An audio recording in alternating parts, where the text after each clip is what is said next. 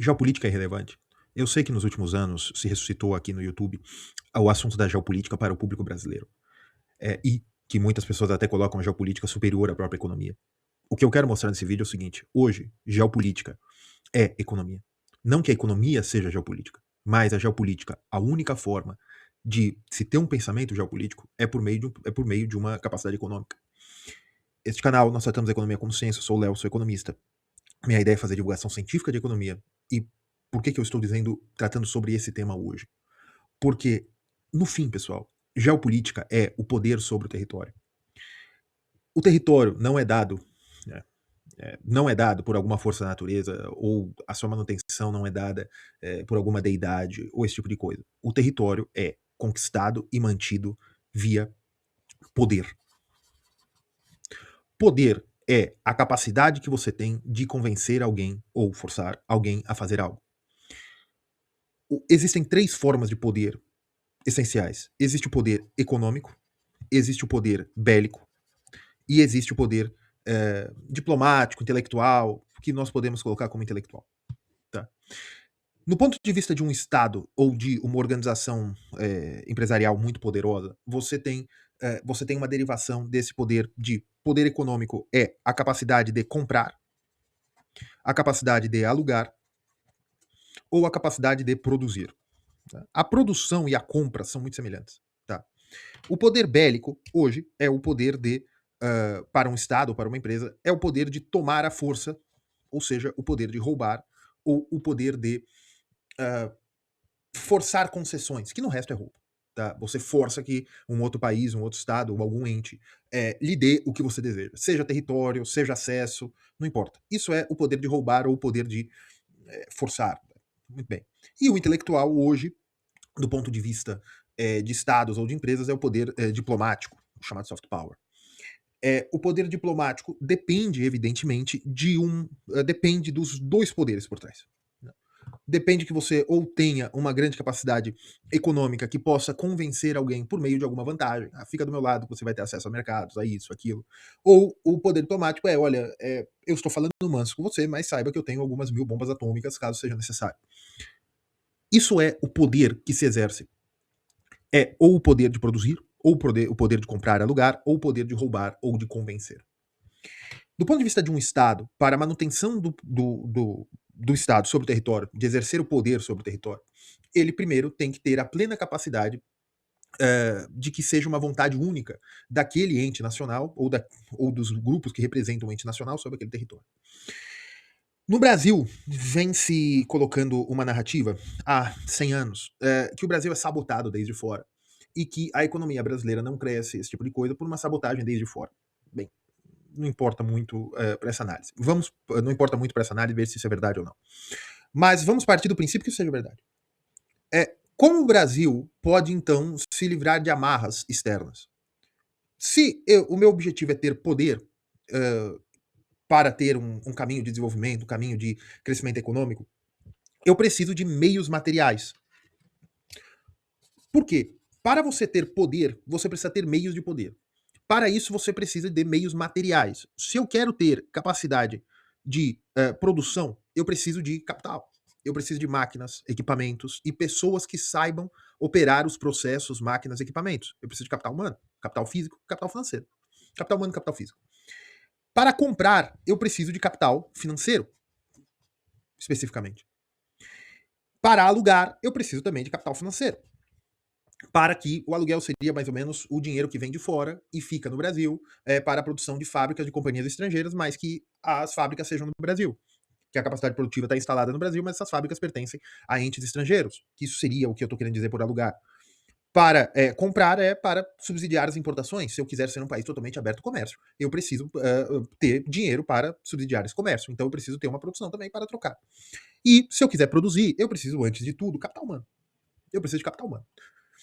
Porque o capital humano vai usar o capital físico do país para que o capital físico ou dos recursos naturais, minerais e tal, para que o país consiga fazer uma produção, para que o país tenha meios de ou produzir, comprar ou de alugar, para que o país possa ter poder e capacidade de impor as suas decisões. E para impor suas decisões, seja o povoamento de regiões isoladas do país, seja a capacidade de impor o poder dos grupos das instituições de Estado em regiões específicas, seja para ter o poder de chegar e ser o hegemon, pelo menos dentro do seu território. Isso é meios materiais. O Brasil precisa de meios materiais para isso. E para ter meios materiais, o Brasil precisa de poder econômico. Por quê? Para poder ter mesmo a capacidade bélica de ter máquinas e equipamentos que possam perturbar ou forçar a sua decisão em outros países, o Brasil precisa, primeiro de tudo, de meios econômicos para isso. O Brasil precisa de capital humano para desenvolvimento de armas e equipamentos. O Brasil precisa de capital humano para desenvolvimento de fábricas. O Brasil precisa de capital humano para a exploração, que é o que vocês estão falando, dos recursos minerais, os recursos físicos, né? A terra brasileira, as terras raras, o petróleo, a terra no sentido de lugar para plantio, do território em si. O Brasil precisa de capital para a exploração desses recursos. Petróleo não vale nada debaixo do chão. Para que o Brasil possa ter meios materiais, veja, esse é o problema. Parece um pensamento cíclico, mas não é. O Brasil precisa de meios materiais. Para você conseguir produzir, você precisa de capital. Eu vejo que aqui no YouTube as pessoas têm uma certa dificuldade de entender de onde vem o dinheiro, de onde vem a riqueza.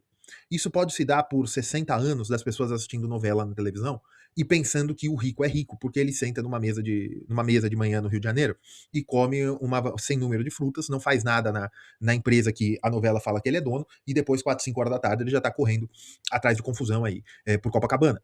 É esse imaginário que as pessoas têm. As pessoas realmente acham que as pessoas são ricas porque são ricas. Elas são ricas porque têm dinheiro, elas têm dinheiro porque elas são ricas. É isso que as pessoas acham. Ninguém entende que, pouquíssimas pessoas entendem no Brasil, na mídia falante, que o dinheiro se faz via produção. O dinheiro se faz na economia. A economia que existe é a economia real, é a economia produtiva, é a economia que produz bens e serviços. E vem a economia financeira que permite um melhor funcionamento da economia real. E como você vai conseguir começar a produzir? Como você pode tirar o ferro das montanhas, o petróleo do fundo do mar ou em alguns depósitos em terra seca? Como você vai conseguir fazer isso? Você precisa de capital. Você precisa de dinheiro. Você precisa de técnicos, engenheiros, pessoas que saibam fazer isso. Pessoal, para você abrir uma destilaria, uma refinaria, perdão, destilaria para bebida alcoólica. Para você abrir uma refinaria, você precisa de um caminhão para transportar o óleo, você precisa de um encanamento, você precisa conseguir produzir as coisas. Para tudo isso, você precisa de uma indústria anterior à indústria petroleira. Para você produzir, para você manter uma cidade enorme, você precisa de um sistema de abastecimento de água e esgoto. Para você construir uma base militar, você precisa de uma indústria têxtil. Ah, mas eu posso comprar isso do exterior. Você pode comprar, mas para isso algum setor tem que ter superávit. Algum setor tem que produzir receita o suficiente para você conseguir disponibilizar essa receita para comprar esses insumos. No fim, para se atingir o poder econômico, o poder bélico, você precisa de um poder econômico, uma capacidade econômica para a compra dessas armas, para a compra desses equipamentos, para a manutenção de uma classe militar. E para tudo isso, é simples. Que nós aprendemos na faculdade de economia, que é o dilema da manteiga ou do canhão. Nós sempre vamos entrar no problema do trade-off. Nós sempre vamos entrar no problema do que é necessário para produzir. Eu tenho um curso aqui na Hotmart, que é Economia para Finanças, em que eu mostro para vocês como é que a economia funciona. E depois disso vocês podem ir para saber o básico para se aventurar em finanças, esse tipo de coisa, mas o curso tem mais de 30 aulas, mais de 10 horas de conteúdo, em que eu mostro passo por passo, desde microeconomia, fluxo circular da renda, macroeconomia, economia política, e no final alguma análise de como funciona a conjuntura dos ativos, para que vocês entendam como é que a economia funciona. Porque, veja, agora voltando, quando você quer produzir, você precisa ter capacidade. Quando você quer ter meios de ação, você precisa ter capacidade produtiva. Só que todo esse direcionamento de capital para produção de petróleo, para explorar jazidas não economicamente viáveis, para você construir uma classe militar em que você tenha suprimentos de comida, aquecimento, dependendo do lugar, ou refrigeração, dependendo do local, manutenção de equipamentos, tudo isso você precisa de dinheiro. O dinheiro tanto para a compra dos equipamentos, como para a sua manutenção. E também dinheiro para criar uma cadeia, uma indústria de defesa. e todos os serviços anexos. Para isso, você vai precisar retirar de uma parte da economia real civil, você vai ter que retirar isso via impostos. Ou transferência de renda, via senhoriagem, se você quiser. Ou a transferência de renda via imposto inflacionário, ou você vai fazer subsídios. Ou você vai fazer subsídios para que esses setores se desenvolvam por exportação. E depois que você tiver cadeia produtiva, que as indústrias estão exportando esses equipamentos, você já tem mais dinheiro para comprar, ou você vai comprar do exterior. Então, a ação do homem, a geopolítica, é, no fim, hoje, totalmente submetida à economia. Porque após, durante a Guerra Fria, mas principalmente após a Segunda Guerra Mundial, se estabeleceu, no momento imediatamente posterior à Segunda Guerra Mundial, se estabeleceu que a ordem mundial é baseada em concorrência, ou seja, em compra ou aluguel internacionalmente. Ou você vai comprar ou vender, né? Sempre tem um vendedor quando tem um comprador, no mercado internacional. E quando você quiser algum recurso, você como Estado quiser algum recurso que você não tenha, ou você compra ou você aluga de algum parceiro internacional. A força se mantém hoje marginalizada no cenário internacional. A força hoje é só para legítima defesa. E a legítima defesa, né, chama a guerra justa, né? Ela só se estabelece. É muito difícil você categorizar. Você sempre tem os malefícios de começar uma agressão ou mesmo respondê-la desproporcionalmente. A lógica da manutenção da ordem internacional hoje é uma lógica econômica. A lógica que a força custa. A força custa o quê? Se você tentar que os seus interesses nacionais se estabeleçam sobre outros países utilizando força, você pode ser expulso do sistema internacional. Ou você pode atrair a intervenção dentro do seu país, mas você também pode ser expulso. Haverão sanções.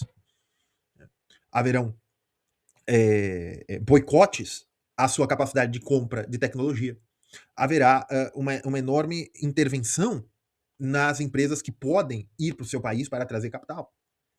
Haverá sanções não do ponto de vista que você pode comprar e vender, mas também do que pode ser negociado ao seu país e quem pode negociar. O seu país vai definhar ou você vai ter que pagar o custo para manter um projeto que ou seja de guerra ou de invasão a outro país, ou apenas um caminho de construção de uma capacidade bélica. A lógica hoje é que a força custa. Custa bem-estar para a sua população. E mesmo que não houvesse essa ideia internacional de que a força custaria via sanções e intervenções internacionais, mas também que existe o dilema da manteiga e do canhão. Existe um negócio chamado restrição orçamentária, tanto do indivíduo como dos estados. Ah, mas você não pode comparar um estado com uma família? Evidentemente, mas algum limite há. Quando um estado começa a separar muito dinheiro para uma área bélica ou para desenvolvimento tecnológico via indústria bélica, ela realmente está tirando renda do resto da sociedade. Que é o dilema do canhão. Você está produzindo mais canhões ou colocando mais fatores de produção nos canhões e retirando da manteiga, né, que seria. Isso diminui a qualidade de vida da sociedade. Ah, mas é por um bem comum, é porque lá para frente o país vai ser independente, esse tipo de coisa. Não importa. O importante é que a sociedade pagará um preço, a sua própria sociedade. Esse preço pode não ser socialmente aceito. Ou melhor de tudo, é este preço que você quer pagar. Veja, nesse canal nós tratamos economia como ciência. Eu estou analisando os custos sociais de não se seguir o hegemon ordem internacional. Ah, Léo, mas a Rússia, a China, os próprios Estados Unidos, alguns outros estados não seguem isso. Eles não têm custos por intervenções. Tem. O problema é que estes estados, Rússia, Estados Unidos e China, custa muito entre eles que eles se limitem. Aí por questões eminentemente geopolíticas. Então, a exceção faz parte da regra. Que de fato existe um custo para o sistema para que você participe do sistema internacional que você vá contra a ordem de compra, aluguel ou produção. E que você vá para a ordem de tomada à força, esse tipo de coisa. Tá certo, pessoal? Por hoje é só. Um abraço.